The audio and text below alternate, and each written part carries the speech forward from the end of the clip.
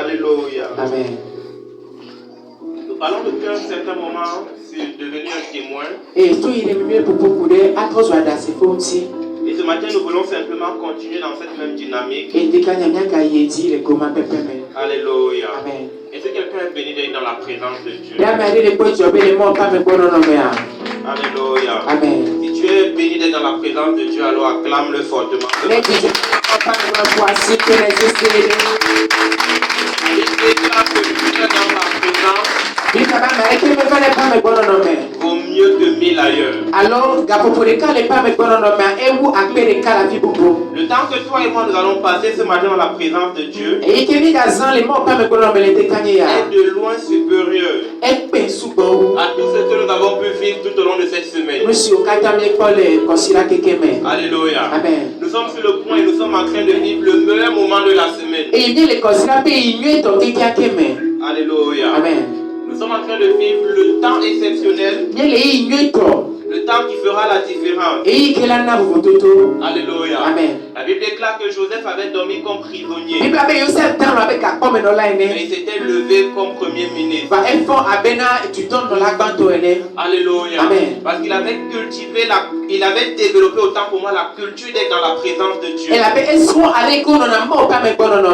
Lorsque tu prends attitude d'être dans la présence de Dieu, tu sécurises ta vie. Alléluia. Amen. Parce que celui qui se tient dans la présence de Dieu, il n'y a rien sur la terre. Il n'y a personne sur la terre qui peut ébranler sa vie. Est-ce que je parle à quelqu'un? Donc ce matin, tu es venu sécuriser ta vie. Ce matin, tu es venu sécuriser la vie des membres de ta famille. Lorsque nous sommes dans la présence de Dieu, il fait ce que nous lui demandons par sa grâce. Et il va même au-delà de ce que nous lui demandons. Alléluia. Amen. Je veux dire à quelqu'un, tu as fait le bon choix ce matin. Alléluia. Amen. Et ce bon choix, c'est d'être dans la présence de Dieu. Alors que d'autres personnes sont dans des endroits où toi et moi, nous avons choisi de venir le louer. Toi et moi, nous avons choisi de venir l'adorer. Nous avons choisi de le mettre en avant. Et nous croyons que parce que nous sommes dans sa présence, sa grâce sera intense dans nos vies. Alors je voudrais te souhaiter la bienvenue dans la présence de Dieu ce matin. Et la prière de mon cœur, c'est alors que tu te tiens dans cette présence glorieuse, que tout fardeau avec lequel tu es entré ici, le Seigneur te donne du repos. Parce qu'il dit dans sa parole que lorsque nous sommes fatigués, il faut que nous venions à lui. Et il dit que quand nous venons à lui, il se charge de faire une chose: nous donner du repos. Ton rôle et mon rôle consiste à venir dans sa présence, consiste à venir nous décharger dans sa présence. Et son rôle à lui, c'est de nous donner du repos. Donc j'ai une bonne nouvelle pour quelqu'un. Alors que ce matin tu as accompli ton devoir, alors que ce matin tu as accompli le rôle qui t'incombe, Dieu vers lequel tu es venu, un Dieu fidèle. Alléluia. Amen. Lorsqu'il dit une chose, la chose arrive. Et ce matin il ne faillira pas dans sa vie. Donc je vais simplement rassurer quelqu'un.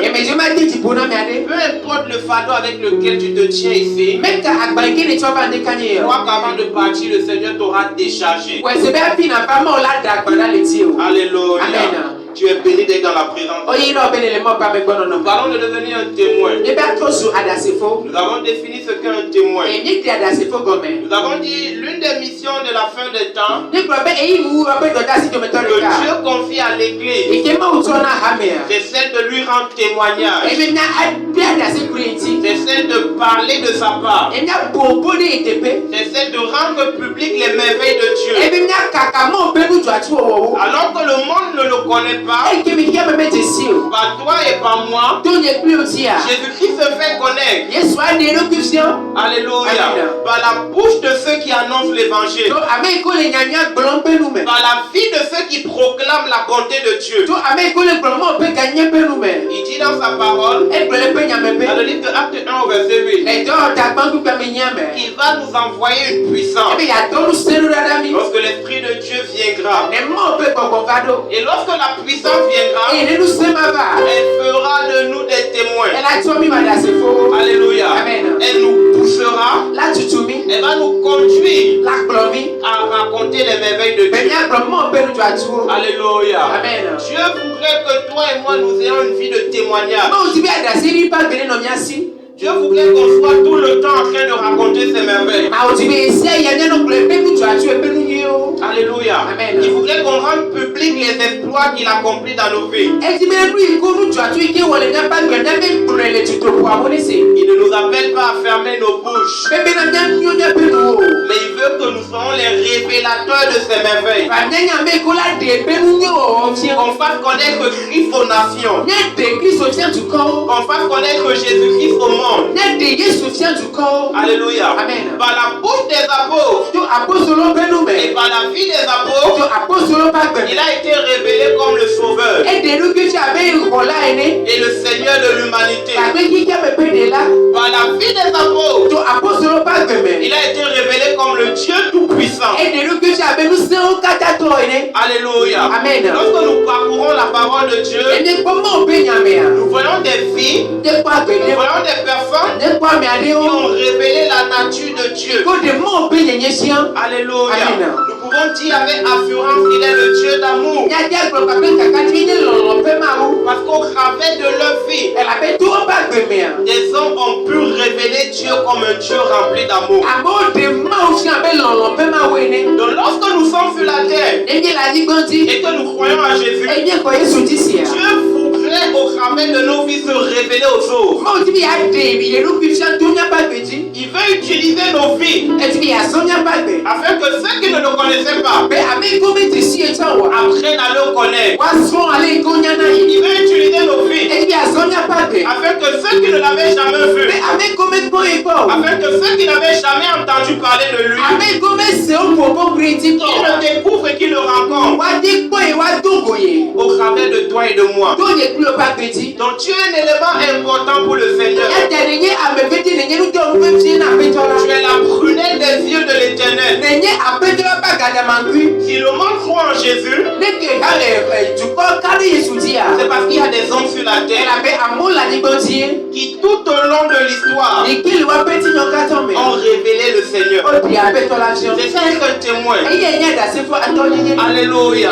Et Dieu t'appelle et il m'appelle à ce que nos vies lui servent de témoignage, à ce que nos vies lui rendent témoignage. C'était du dimanche dernier. Il faut qu'une personne qui t'avait connu hier, comme quelqu'un de colérique, lorsque tu viens à Jésus, il voit la transformation de Dieu dans ta vie. Alléluia. Amen. Et qu'il reconnaisse que Dieu est capable de changer une personne. Amen, amen. Est-ce que je parle à quelqu'un? Et je crois que tu seras un témoin. Ta vie servira à manifester les merveilles de Dieu. Au travers de toi et moi, le monde verra la nature de Dieu à l'œuvre. Les hommes reconnaîtront qu'il est un Dieu fidèle. Les hommes reconnaîtront qu'il est un Dieu d'amour. Les hommes reconnaîtront qu'il est le Dieu tout-puissant. Au travers de ton histoire, Dieu veut démontrer à plusieurs qu'il est capable de changer toute situation. Lorsque parfois le Seigneur permet que tu passes par les épreuves, ce n'est pas parce qu'il prend plaisir à te voir dans les difficultés, mais il permet que tu passes par ces difficultés afin qu'au jour où il se révélera dans ta vie, que le monde puisse reconnaître qu'il est un Dieu capable et que rien ne lui est impossible. Parfois dans la vie, Dieu permettra qu'il y ait personne qui te prenne secours.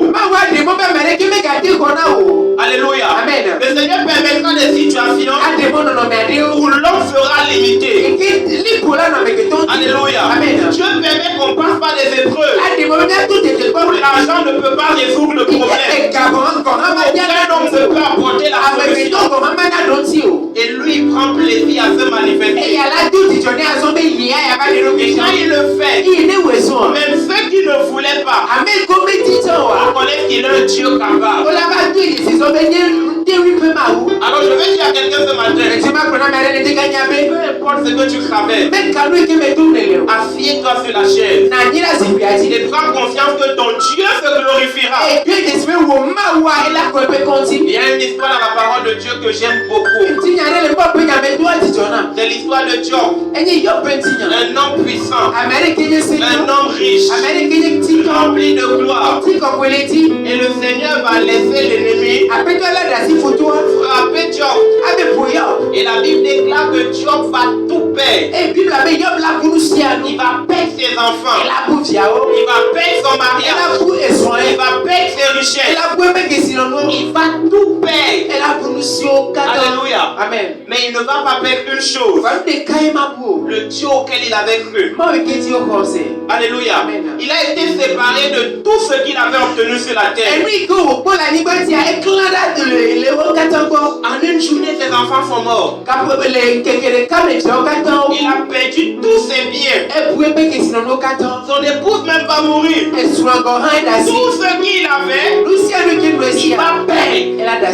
Alléluia. Amen. Mais il va se rassurer d'une chose, de ne pas être séparé de Dieu. Et ce Job-là dira dans la parole de Dieu, mon Rédempteur est vivant. Et il se lèvera le dernier. Et il aura le dernier mot dans ma vie. Alléluia. Amen. Il était conscient d'une chose, ce par quoi je passe, alléluia, Amen. va concourir à donner gloire à mon Dieu. Il était conscient d'une chose, l'épreuve dans laquelle je suis n'est pas une fatalité. Elle n'est pas la finalité de ma vie. Je peux traverser des années dures. Je peux traverser des temps difficiles. Le monde peut m'abandonner. Les gens en qui je croyais le plus peuvent me tourner le dos. Ceux en qui j'ai le plus investi peuvent me tourner le dos. Tu sais, tu peux payer l'école des enfants. Mais quand ils deviennent grands, ils t'oublient. Tu peux sponsoriser des gens dans ta vie. Et le jour où la lumière brille dans leur vie, ils ne se rappellent plus de toi. Tu peux soutenir des gens. Mais le jour où tu as besoin de soutien, personne n'est là pour te donner le soutien. Je vais dire à une personne, peu importe l'ampleur de ta situation, peu importe combien tu estimes que l'épreuve par laquelle tu passes est gravissime, aussi longtemps que tu es dans ta vie, alléluia, je peux te dire avec une assurance que aujourd'hui tu pleures à cause de la situation. Demain tu te réjouiras par la même situation. La Bible déclare que sous le soleil, il y a un temps pour toutes choses. Il y a un temps pour pleurer. Mais il y a aussi un temps pour se réjouir. Alléluia. Il y a un temps pour passer par l'épreuve. Il y a un temps pour élever le nom de Dieu à cause de l'épreuve. Donc, au jour où le Seigneur permet que tu passes par les pleurs, il faut pleurer. Mais sois conscient d'une chose, ce qui t'a fait pleurer aujourd'hui te fera te réjouir demain. Ce qui t'a fait humilier hier sera le canal par lequel les hommes vont te célébrer demain. Pourquoi? Le Dieu auquel nous avons cru, un Dieu fidèle. Tu n'es pas vu Dieu dans sa parole abandonner un homme qui croit en lui. Tu n'es pas vu ce Dieu abandonner quelqu'un qui met sa confiance en lui. Le Seigneur m'envoie dire à quelqu'un ce matin, tu as l'impression que tu es abandonné. Tu as l'impression que tu es rejeté. Peut-être as même l'impression que cette situation est une fatalité. Ce matin, je viens te dire, prends courage et prends confiance. Parce que la main de Dieu viendra sur ta vie et elle fera la différence. La gloire de Dieu parlera dans ta vie et elle fera la différence. Peut-être tu regardes aux autres et tu te dis, ils ont beaucoup de grâce. Ils ont ce que tu désires avoir. Peut-être tu regardes à la vie des autres et tu te dis qu'ils sont gracieux de la part de Dieu. Tu te dis, la vie leur a donné toutes les chances. Peut-être tu as l'impression que Dieu t'a oublié. Tu sais, parfois nous vivons des situations et en tant qu'humain, nous avons l'impression que Dieu est injuste. Alléluia. Mais Dieu n'est pas injuste. Quelqu'un a dit, plus ton épreuve est grande, plus ta gloire sera grande. Alléluia. Plus le feu par lequel le Seigneur te fait passer est grand. Plus la gloire qu'il révélera dans ta vie sera grande. Et je sais que quand je prêche ici, quelqu'un pourrait se dire, ça fait des années que j'attends. Ça fait des années qu'on me donne la même parole. Ça fait des années. Alléluia. Mais je ne vois pas de changement. Je veux dire à quelqu'un, n'abandonne pas. Alléluia. Parce que très souvent, c'est quand tu es sur le point d'abandonner que le Seigneur envoie sa grâce. Si tu es arrivé jusqu'ici, si tu as tenu ferme jusqu'ici, continue de tenir ferme. Et même si tu es arrivé de tomber, ce matin, je vais te dire, relève-toi. Alléluia. Parce que nous avons la mission de témoigner. Nous sommes sur la terre pour manifester la gloire de Dieu. Nous sommes sur la terre pour élever le nom de Dieu. Nous sommes sur la terre afin que par nos vies et par nos paroles, que Dieu dit toute la gloire. Alléluia. C'est ça être un témoin. Un témoin fait annoncer la parole de Dieu. Fait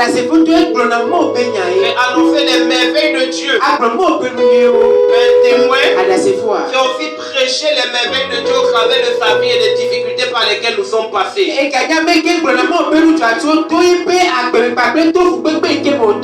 Donc je suis confiant d'une chose. Ta vie et ma vie donneront un glorieux témoignage à l'Éternel. Alléluia. Ta vie et ma vie donneront un glorieux témoignage à l'Éternel. Alléluia. Acte 1, verset 8. Et Apocalypse 1, verset 3 à 6. Commençons par Apocalypse 11, verset 3 à 6. Apocalypse 11, verset 3 à 6.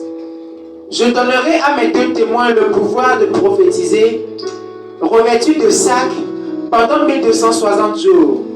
Ce sont les deux oliviers et les deux chandeliers qui se tiennent devant le Seigneur de la terre. Si quelqu'un veut leur faire du mal, du feu sort de leur bouche et dévore leur ennemi. Si quelqu'un veut leur faire du mal, il faut qu'il soit tué de cette manière. Ils ont le pouvoir de fermer le ciel afin qu'il ne tombe point de pluie pendant les jours de leur prophétie. Et ils ont le pouvoir de changer les eaux en sang et de frapper la terre de toute espèce de plaie. Car à chaque fois qu'ils le voudront. Amen. Amen. Apocalypse 1. Acte 1, verset 8.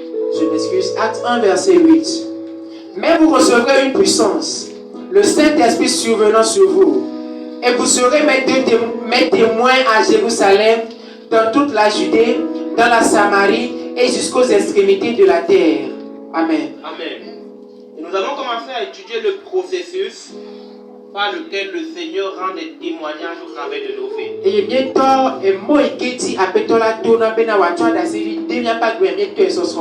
Je ne reviendrai plus en explication dessus. Et on a eu le temps de parcourir deux clés. J'ai annoncé une troisième clé que je vais développer ce matin. Et s'il plaît à Dieu, nous parlerons d'une quatrième clé également. Nous avons dit que pour être un témoin, il faut identifier la volonté de Dieu et marcher dans la volonté de Dieu. Dieu peut vouloir au travers d'une situation glorifier son nom. Et il t'envoie faire quelque chose. Mais quand tu ne vas pas dans le couloir de la volonté de Dieu, ça devient difficile pour Dieu de glorifier son nom. Alléluia. C'est pourquoi nous devons suivre les pas que le Seigneur a tracés pour nous. Alléluia. Amen. On a dit la première clé, c'est marcher dans la volonté de Dieu. C'est être mandaté par Dieu. Alléluia. C'est être guidé dans le plan de Dieu. On a dit la deuxième clé, pour être un témoin, je dois être humble. Je dois revêtir un vêtement d'humilité. Un vêtement de repentance. Quand je m'approche de Dieu, je m'approche de Dieu avec crainte. Je m'approche de Dieu avec humilité. Mais si je ne passe pas le feu, ça ne me donne pas le droit de critiquer Dieu. Ça ne me donne pas le droit de parler d'une certaine manière hautaine et orgueilleuse à Dieu. Alléluia. C'est la capacité que j'ai de garder le caractère de l'humilité.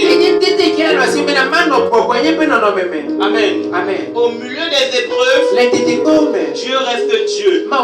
Dieu n'est pas ami de quelqu'un. Dieu n'est pas l'enfant de quelqu'un. Donc quand on parle à Dieu, quand on vient dans la présence de Dieu, quand on est au contact de Dieu, on garde une attitude de révérence. La Bible déclare que la crainte de l'Éternel est le commencement de la sagesse. Donc un homme qui est sage, il craint Dieu. Il a une révérence pour le nom de Dieu. Il ne prononce pas le nom de Dieu avec mépris. Peu importe les difficultés. Il ne blâme pas Dieu.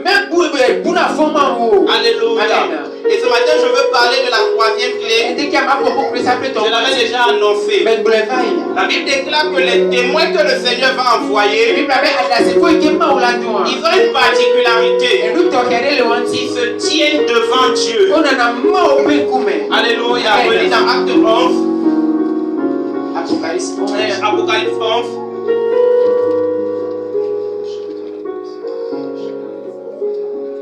Nous voulons vivre des expériences glorieuses avec le Seigneur.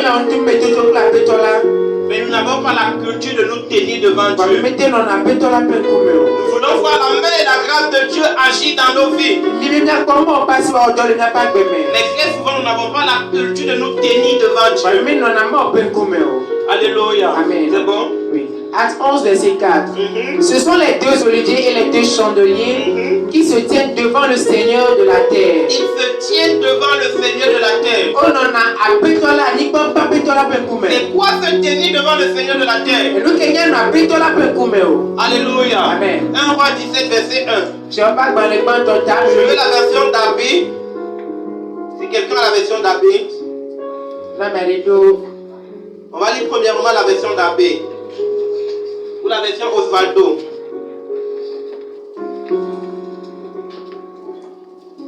1 Roi 17, verset 1. La version David déclare: Et Élie le Tishbite, tant que les habitants de Galade, dit à Akab: L'Éternel, le Dieu d'Israël, devant qui je me tiens. Alléluia. Amen. Élie dit: L'Éternel, le Dieu d'Israël, devant qui je me tiens, est vivant. Qu'il n'y aurait ces années ni rosée ni pluie, sinon à ma parole. Et dans la version Osvaldo, la Bible dit: L'Éternel, le Dieu d'Israël, dans la présence duquel je me tiens. Ou en présence duquel je me tiens. Donc, se tenir devant Dieu, Alléluia. Amen. C'est être dans la présence de Dieu. Pour t'attendre à Dieu, que Dieu fasse des choses glorieuses dans ta vie, il faut que tu apprennes à vivre dans la présence de Dieu. Il faut que tu apprennes à marcher dans la présence de Dieu. Il faut que tu apprennes à demeurer dans la présence de Dieu. Dieu peut vouloir faire des choses dans ta vie, mais parce que tu ne te tiens pas dans sa présence, parce que tu ne demeures pas dans la présence de Dieu, alléluia, il devient difficile pour lui de le faire. Pas impossible, mais difficile. Alléluia. Amen. Lorsque tu ne te tiens pas dans la présence de Dieu, tu te tiens dans une autre présence. Alléluia. Amen. Et la présence où tu te tiens, consciemment ou inconsciemment, symbolise celui que tu honores. Si tu passes tout ton temps dans les boîtes de nuit, dans les bars, et dans des endroits, et dans certains endroits, et tu ne passes pas le temps dans la présence de Dieu, même si de ta bouche tu dis que tu aimes Dieu, le ciel ne considérera pas que tu aimes Dieu, parce que tes actes prouvent le concret. Tes actions prouvent le concret. Alléluia. Quand on veut voir Dieu à l'œuvre, on doit se tenir dans sa présence.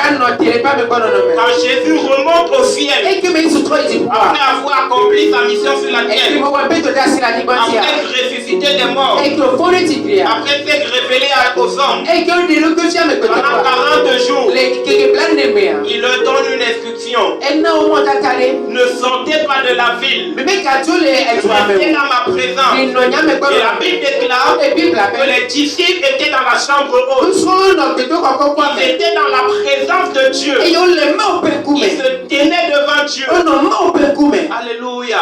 Bien-aimé, quand tu te tiens devant Dieu, la gloire de Dieu finit par descendre dans ta vie. Quand tu te tiens devant Dieu, quand tu es constamment dans la présence de Dieu, quand tu demeures dans la présence de Dieu, la puissance de Dieu vient dans ta vie. Tu ne peux pas te tenir dans la présence de Dieu et ta vie reste la même. La Bible déclare que nul ne vient dans sa présence, nul ne vient à lui et retourne le même. Alléluia. Donc tu ne peux pas prendre le temps dans la présence de Dieu et Dieu ne change pas ta vie. Dieu ne change pas cette condition. Dieu ne te donne pas un témoignage. Est-ce que je parle à quelqu'un? Un homme qui est dans la présence de Dieu, un homme qui passe le temps avec Dieu, un homme qui est au milieu de l'épreuve, il le nom de l'épreuve, il prend des temps de jeûne, il prend des temps de prière, il cherche Dieu parce qu'il croit que Dieu peut changer ta situation. Cet homme-là fera Dieu changer ta situation. La Bible déclare que Anne passait par les épreuves, elle n'arrivait pas à concevoir, elle était humiliée. Alléluia. Elle était humiliée, elle était tout le temps en train de subir des moqueries de la part de Pénina. Alléluia. Amen. Mais Anne a fait la différence pour t'humilier encore. Anne s'est dit: je ne vais pas trouver mon refuge dans les pleurs. Mais même s'il faut que je pleure, je vais pleurer devant le Seigneur. Anne s'est dit: si je vais chercher le refuge devant mon mari, il ne pourra pas me consoler. Alléluia. Et parfois quand nous traversons des épreuves, nous avons la tendance de chercher le refuge auprès des hommes. Je vais aller me réfugier auprès de mon mari. Je vais aller pleurer devant ma femme. Et certains vont chercher leur refuge dans les biens matériels. Je vais me consoler au travers de mon compte en banque. Anne avait compris que je ne vais pas me chercher refuge auprès des hommes ou des choses de ce monde. Elle est allée devant Dieu. Elle pleurait. Les autres étaient en train de célébrer. Les autres étaient en train de se réjouir. Les autres étaient dans la joie. fois. Alléluia. Mais Anne s'est retirée. Elle est allée dans la présence de Dieu. Bien aimé, il y a un temps pour tout dans la vie.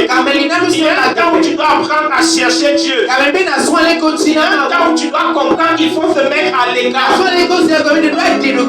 Lorsque l'épreuve s'élève, lorsque les difficultés augmentent, tu dois prendre confiance que c'est le meilleur moment de demeurer dans la présence de Dieu. C'est le meilleur moment de dormir avec Dieu, manger avec Dieu, tout faire avec Dieu. Alléluia. Et quand tu le fais, Dieu te donne un enfant. Quand tu le fais, Dieu change ta condition. Donc Dieu nous donne un secret. Se tenir devant lui. Être dans sa présence. Demeurer dans sa présence. C'est quoi encore se tenir devant Dieu? Relis le même verset. Mais tu lis la version Louis II.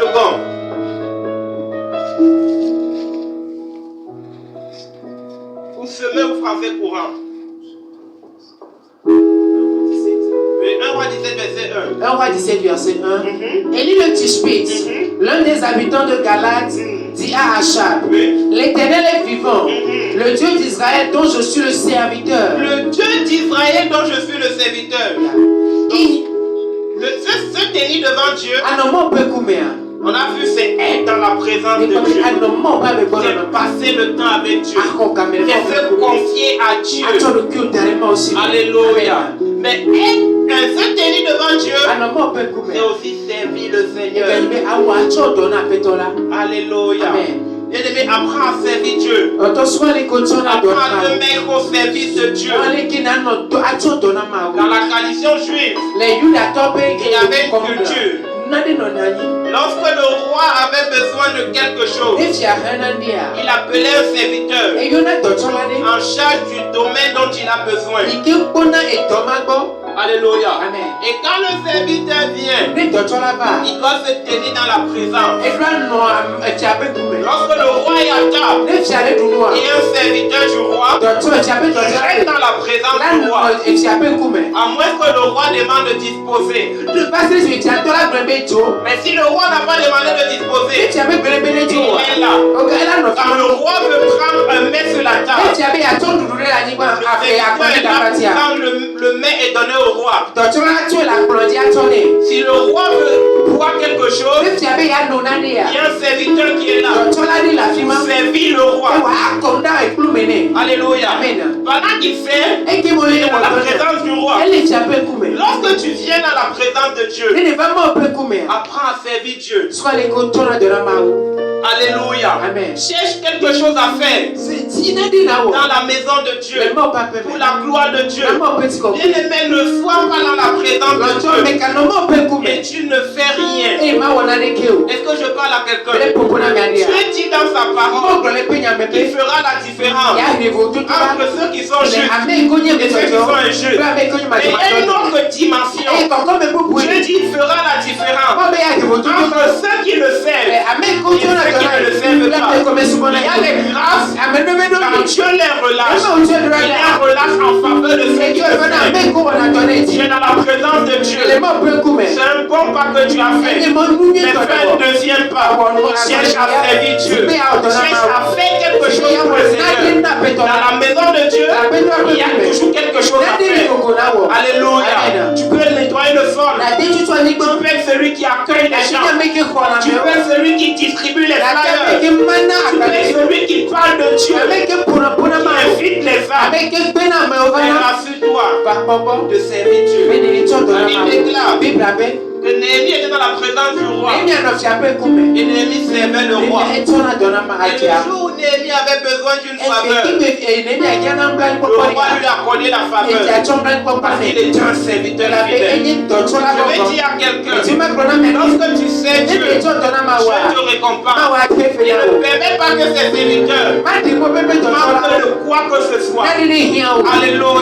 Donc servir Dieu, c'est inscrire son nom dans une assurance. Alléluia. Servir Dieu, c'est souscrire à une assurance. C'est souscrire à une garantie. Est-ce que je parle à quelqu'un? Rassure-toi que Dieu utilise ta vie. Alléluia. Amen. Ne sois pas seulement celui qui se fait de Dieu, mais permets aussi à Dieu de se servir de toi. Permets aussi à Dieu de t'utiliser. Alléluia. Amen. Et même quand nous avons des enfants, une des cultures nous devons apprendre à nos enfants, c'est la culture de faire quelque chose pour le Seigneur. La culture de servir Dieu. La culture de trouver une activité. Peu importe ce que tu fais dans la maison de Dieu, lorsque tu le fais de bon cœur, ça a une bonne valeur aux yeux de Dieu. Alléluia. Amen. Lorsque tu le fais avec gaieté, le Seigneur apprécie cela. Mais pendant que nous servons Dieu, nous devons servir Dieu comme Abel. La Bible déclare que Abel et son frère Caïn avaient tous les deux offert une offrande à Dieu.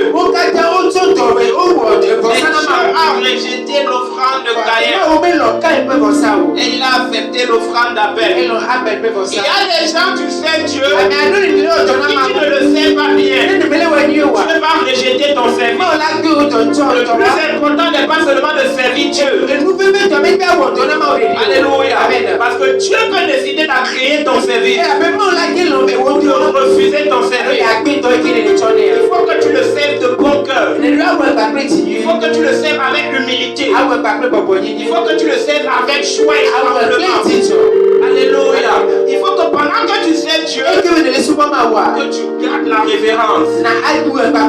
Il faut que pendant que tu sèves Dieu, que tu sois dédicacé à Dieu. Tu ne peux pas dire que tu es serviteur de Dieu. Tu ne peux pas dire que tu es servant de Dieu. Et au même moment, tu sais les intérêts de Satan. Parce que le serviteur de Dieu, c'est celui qui sait les intérêts de Dieu. La servante de Dieu, c'est celle qui sait les intérêts de Dieu. Et le Seigneur dit dans sa parole que la moisson est grande, l'œuvre de Dieu est grande, et il y a peu d'ouvriers. Et Dieu cherche des ouvriers pour sa moisson. Pourquoi? Les gens ont la culture de venir vers Dieu. La Bible déclare au temps de Jésus, il y avait des foules qui venaient. Ils étaient nombreux, à tel point que la Bible a donné un nom. Donc je veux croire qu'il y a des réunions de Jésus. Il y a des rencontres de Jésus. Les gens étaient fatigués de compter. Et pour résumer, ils ont dit la foule. Alléluia. Mais dans cette foule, il y avait 12 personnes qui se tenaient fermement avec Dieu. Il y avait 12 personnes qui avaient tout abandonné, qui avaient tout rejeté. Ils ont rejeté les intérêts personnels. Et ils se sont dit, on va suivre les intérêts humains. Là où il va, on va aller avec lui. Là où il va tomber, on va tomber avec lui. Alléluia. Ils se sont engagés pour le Seigneur. Mais la Bible déclare qu'il y avait aussi les 70. Ils n'étaient pas dans le rang des 12. Alléluia. Ils ne passaient pas tout le temps avec Jésus. Mais ils le suivaient aussi. Ils le suivaient. On va donner de Acte 1.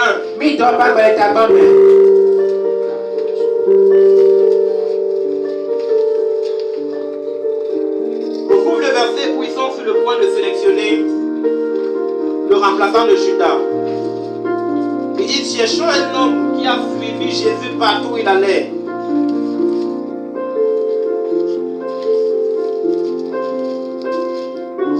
Va au verset 21. Acte 1, verset 21. Alors, monte un peu. Ok, va au verset 21. C'est ça. Alors quiconque invoquera le nom du Seigneur sera sauvé. Homme israélite, écoutez ces paroles. Jésus de Nazareth, cet homme à qui Dieu a rendu témoignage devant vous par les miracles. Non. Acte 1, verset 21. Acte 1. Pardon. Acte 1, verset 21. Il faut donc, parmi ceux qui nous ont accompagnés, Parmi ceux qui nous ont accompagnés, tout le temps que le Seigneur Jésus a vécu avec nous, depuis le baptême de Jean jusqu'au jour où il a été enlevé du milieu de nous, il y en a un qui nous soit associé comme témoin de sa résurrection. Amen. Amen. Donc, ils disent que au-delà des 12, Eh bien, la même vie veut tomber. il y avait des gens qui suivaient Jésus partout. Amen. Nous prenons sur nous la vie si à vie. J'aime cette catégorie de personnes Énormément pour mes vies. parce que Jésus ne les avait pas sélectionnés. Elle avait eu ce métier en haut. Alléluia. Amen. Mais ils ont décidé d'eux-mêmes. Pour un tout tien. On va le suivre. Venir pour les nous. Les 12. Quoi, mais bien faire. La Bible déclare que c'est Jésus qui s'est chargé lui-même de les attirer, de les appeler. Yes, vous te yo kiki. Mais les 70, Va glader wa. il ne les a pas appelés. Mais yo. Ils ont décidé Quoi toi de tiens. le suivre eux-mêmes. Mais on toi pour les nous. Et dans l'église, Non non, amen tu amen. peux te dire, Agrobe. l'homme de Dieu ne m'a rien demandé de Pas bien, faire. mais pas on a les kios. Même s'il ne m'a rien demandé de Mais faire, bien comment wa. je ferai quelque chose. Ah on a les. Je choisirai quelque chose. Tiens allez ma Même voix. si c'est nettoyer le sol. Mais ma tu toi dis Même si c'est encadrer les enfants. Peu importe ce que c'est. Quand nous kake wa. Alléluia. Amen. S'il faut intercéder, Ne m'a cogné la foi. tenir le micro. Quoi que ce soit, je ferai. Même si ce n'est pas dans l'église, même si c'est en dehors de l'église, je serai un évangéliste. Je vais inviter les âmes. Je serai en train de servir Dieu. Alléluia. Dans ta relation avec Dieu, trouve quelque chose à faire. Et pendant que tu le fais, tu actives le miracle. Tu actives le miracle. Et même le service active le miracle. Le service active la prophétie. Le service active la bonté de l'Éternel. Le service active les bontés de Dieu. Lorsque tu sais Dieu, alléluia, tu es en train de passer un message à Dieu. Lorsque tu t'engages dans le service, tu es en train de passer un message. Tu es en train de dire à Dieu, pendant que je te sers, pendant que je me consacre pour ton œuvre, prends soin de ma famille, prends soin de mes enfants, prends soin de mon travail. Tu es en train de confier tout ce que tu as à Dieu. Alléluia. Amen. Est-ce que je parle à quelqu'un ce matin? En sortant de ce culte, sois résolu dans ton cœur de faire quelque chose. Même s'il faut parler de Jésus à tes voisins au quartier. Même s'il s'agit de parler de Jésus à tes collègues au service, à tes camarades à l'école. Fais quelque chose pour le Seigneur. Alléluia. Et pendant que tu le fais, tu actives le témoignage de Dieu dans ta vie. C'est quoi encore se tenir devant le Seigneur? On va lire Ézéchiel 20, verset 22. Et Romains 8, verset 34.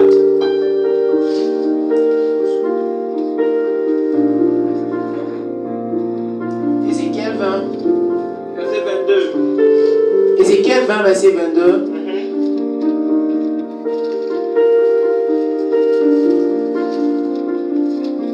Néanmoins, j'ai retiré ma main et j'ai agi par égard pour mon nom, afin qu'il ne... 22, verset 20. Non, c'est pas ça. Ézéchiel 22, verset 30, autant pour moi.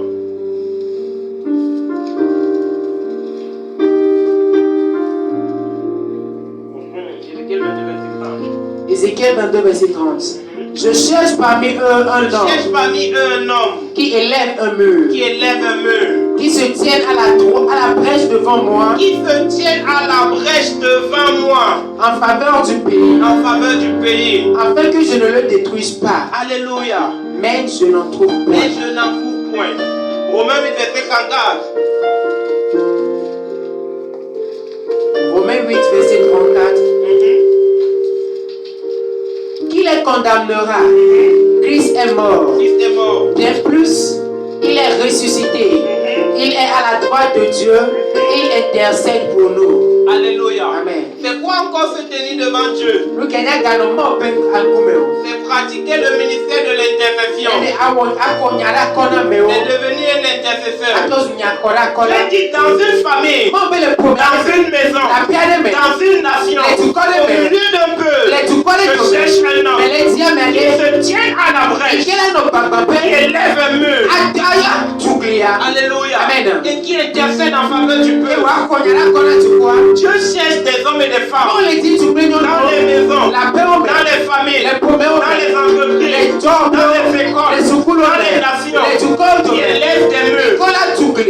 tienne à la brèche, qui interfère. Pourquoi il veut un mur? C'est mettre une protection. Dieu révèle ici que se tenir devant lui, c'est aussi pratiquer le ministère d'intercession.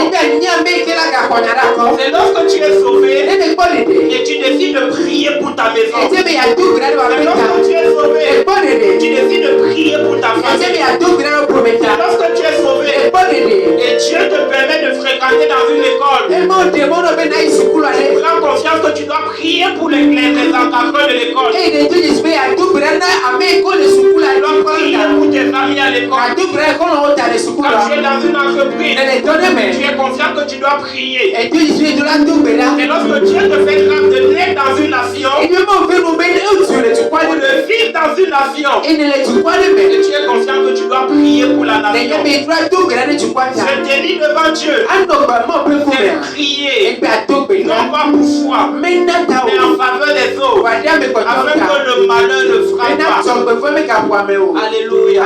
Dieu dit à quelqu'un ce matin, dans la résolution de pratiquer l'intercession, quand il y a des hommes qui prient, il y a un Dieu qui répond aux prières. Quand il y a des hommes qui prient, il empêche l'ennemi d'entrer. Quand l'ennemi vient attaquer quelque part, et qu'il ne trouve pas les murailles établies par les hommes, il devient facile pour l'ennemi de frapper. Dieu dit dans le livre de Matthieu 16 au verset 14, nous sommes la lumière du monde. Nous sommes la lumière de nos familles.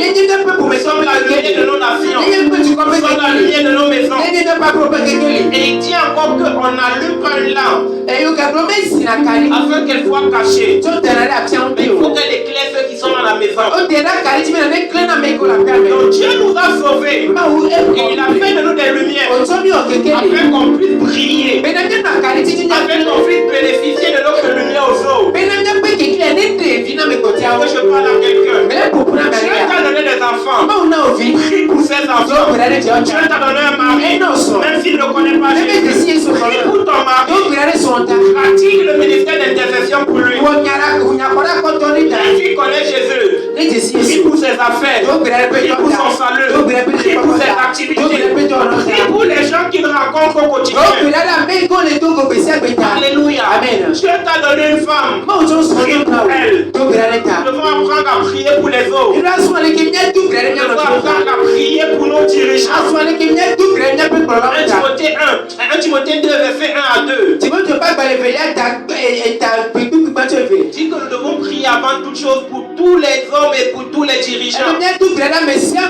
Avant de prier pour toi, prie aussi pour les autres. Est-ce que je parle à quelqu'un? Pendant que tu le fais, c'est se tenir devant Dieu. Et rappelle-toi, quand tu te tiens devant Dieu, tu attires la puissance de Dieu. Tu attires la gloire de Dieu. Mais lorsque un homme intercède pour les autres, Dieu veille à prendre en charge ses besoins. Lorsqu'un homme fait des autres sa priorité, il devient aussi priorité dans le cœur de Dieu. Alléluia. Parce que Dieu compte sur le peu qu'il a, du moins qui est sauvé. Dieu compte sur ceux qui sont sauvés pour gagner ceux qui ne sont pas encore sauvés.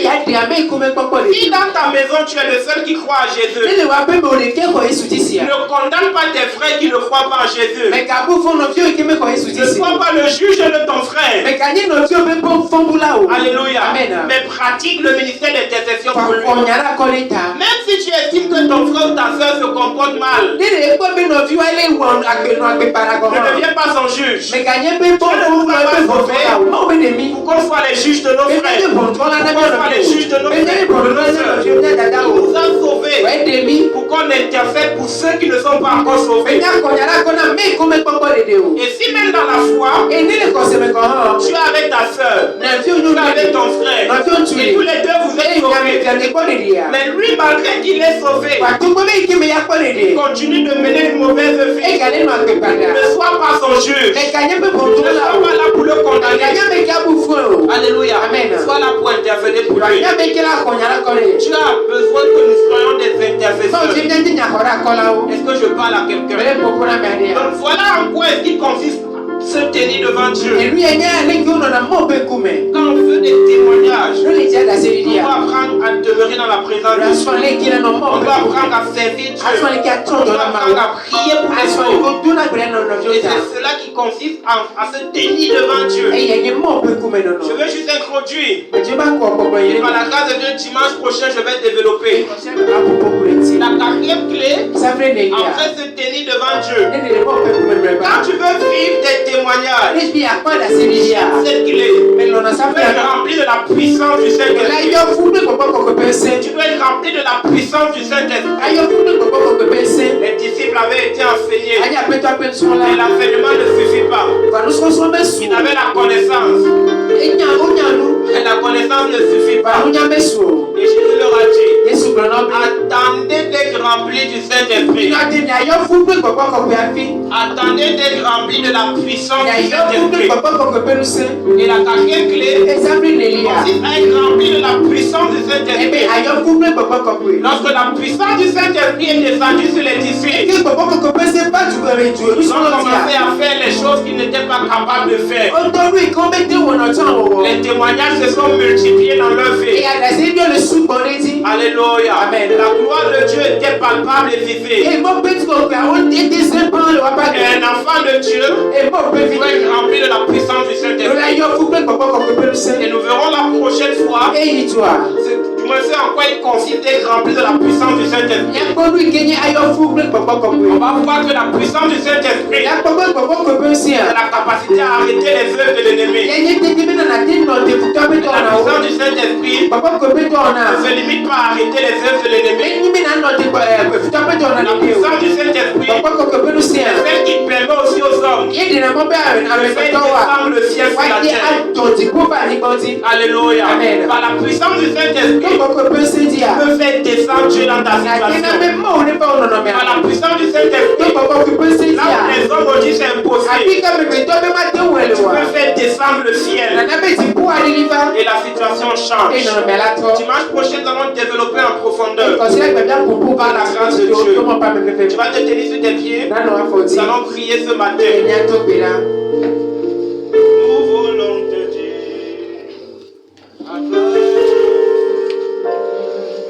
merci. Nous voulons te dire Papa, oh merci. Nous voulons te dire Papa, nous voulons te dire